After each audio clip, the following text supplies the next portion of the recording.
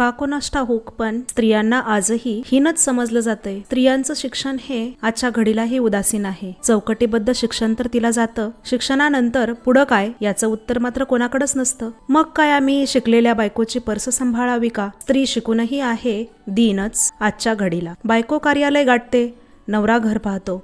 अशा कंडिशनमध्ये त्याला समजतात रंगीन आजच्या घडीला. बाहेर तर ती लढेल, घरचेच वैरी बनतात हल्ली.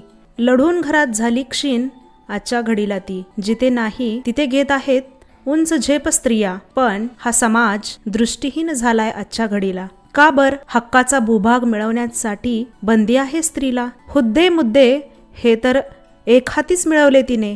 केले काबीज नभ जमीन आजच्या घडीला तिने. पण घरातच एक माणूस म्हणून किंमत मिळवायला ती ठरली असमर्थ आज. तुमच्या एका हाकेला ओ देऊन मरायलाही सिद्ध असते ती. पण मोकळं आभाळ हवं असतं तिला तिचं पंख पसरून उडण्यासाठी. पंखामध्ये बळ हवं असतं तिला पाठिंब्याचं, उंच भरारी घेण्यासाठी. भरारीत साथ हवी असते तिला सामंजस्याची, आभाळाला कवेत घेण्यासाठी.